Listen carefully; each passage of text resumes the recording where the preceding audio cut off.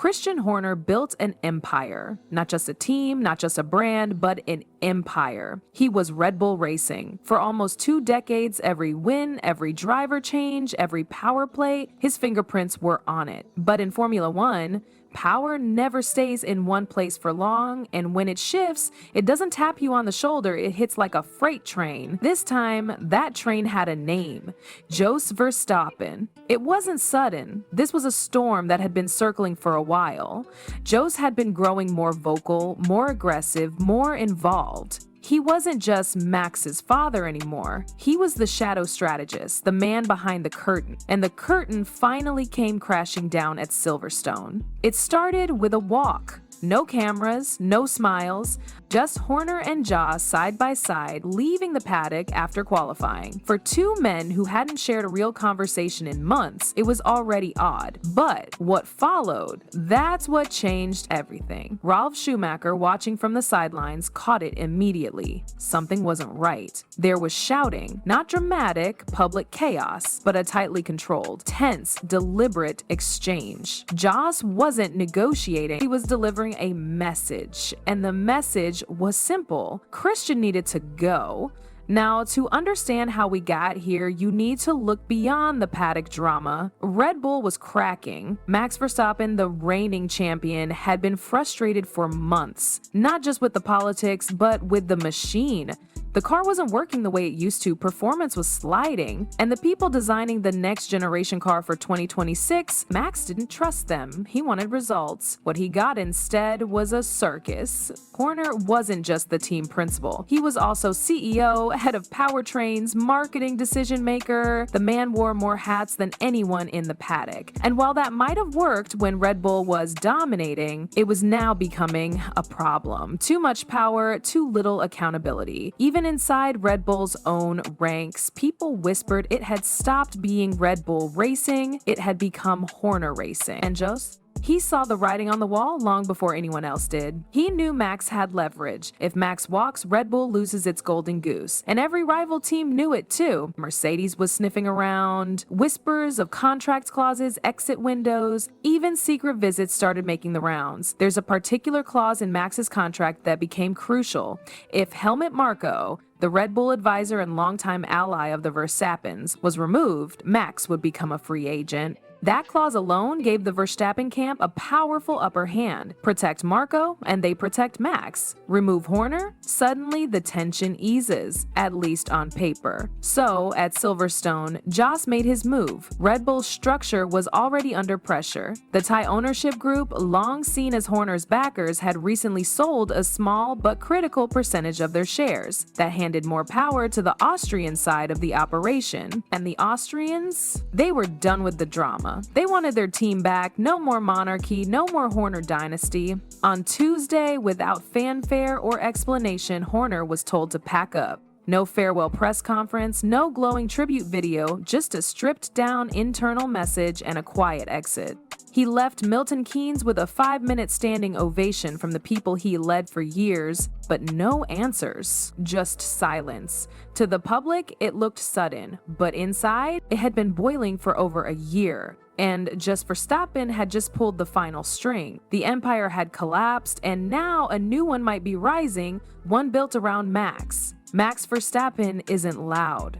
He doesn't throw tantrums, doesn't storm out of meetings, doesn't feed the media frenzy. He just drives and wins. That's been his entire brand. Let the track do the talking. But recently, the silence started to say too much. The longer he avoided committing to Red Bull, the louder the questions became. Was he planning an exit? Was he quietly waiting for the chaos to implode? Inside the Red Bull camp, everyone felt the shift. The engineers sensed it in the garage. The mechanics whispered it during coffee breaks. Max wasn't happy. His tone changed, the smiles faded, and worse, the belief was fading with it. He knew Red Bull couldn't afford to lose him, but he also knew they weren't listening. It wasn't just about the car being off pace, it was deeper. Red Bull had promised a 2026 beast. What Max got was a draft on paper and a development team that didn't inspire confidence. He questioned decisions, he raised concerns, and over time he stopped waiting for answers. That's when Mercedes became more than a rumor. Behind the scenes, Toto Wolff had been doing his homework. He knew Max had a contract, but he also knew the exit clauses. He knew the politics brewing within Red Bull, and he knew how to be patient. Mercedes had their own issues, sure, but they weren't imploding, they weren't bleeding leadership, and that made them attractive. Meanwhile, Jos kept pushing. His role wasn't just to advise Max anymore, he was managing the chessboard, and Christian Horner was the piece that had to go.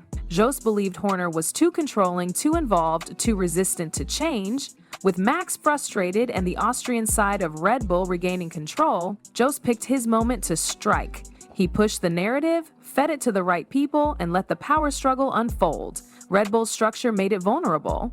With Horner overseeing nearly every department, removing him created a vacuum. One man gone, and suddenly the flow of decision-making froze. Marketing, powertrains, sponsorship deals all paused, and in that moment of uncertainty, Max's team began exploring. Mercedes wasn't just a bluff anymore, it was a serious option. Helmut Marko, the wild card in all of this, played his hand like a veteran. He aligned with Jos, knowing that Max's presence kept him safe. That clause in the contract made him untouchable, for now.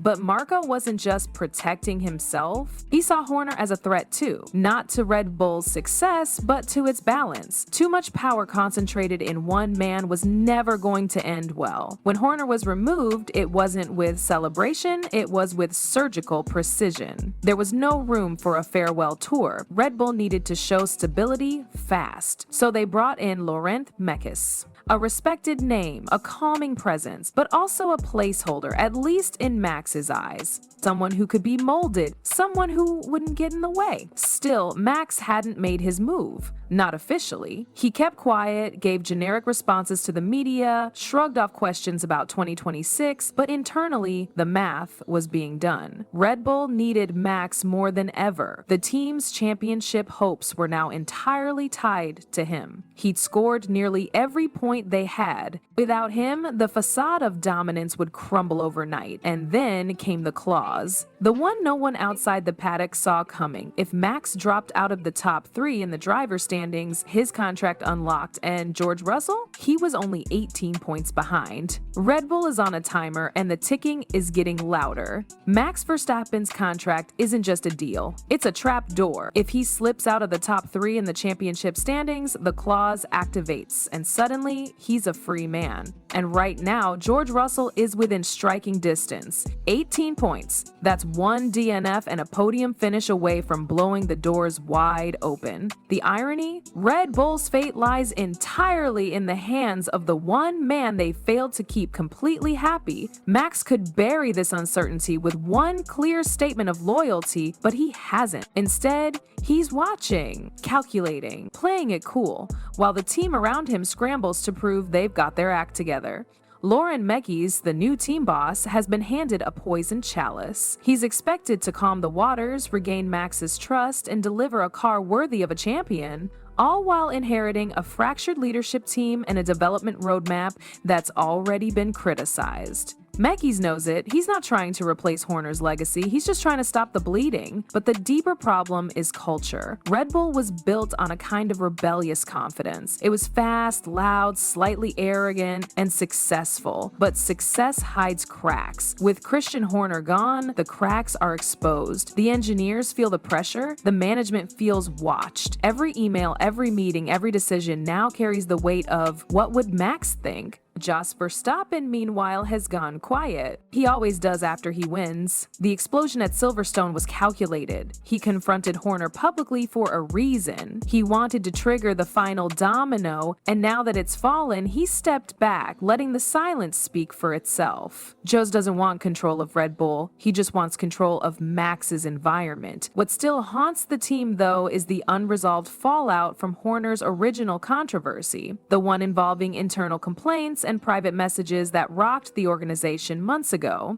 Even though Horner was cleared, the stink never left. Insiders now say Jos was close to the complaint, that he pushed hard for accountability, not just for Max's sake, but because he genuinely believed Horner was no longer fit to lead. When Horner was fired, Red Bull issued a lifeless press statement. No ceremony, no official goodbye, just a cold removal. Even Horner himself reportedly wasn't told why. One day he was in charge, the next he was out. That kind of exit only happens when people at the top want the chapter closed, fast. Now, attention shifts to 2026. The car Max wants doesn't exist yet. The team Max wants is still finding its footing, and the option to walk is closer than anyone thought. If Red Bull can't lock him in with performance, then the only thing left is hope. Hope that loyalty, history, or some last-minute breakthrough keeps him in red and blue. Mercedes, for their part, haven't made any official moves, but the signals are there. Lewis Hamilton's retirement window is creeping closer.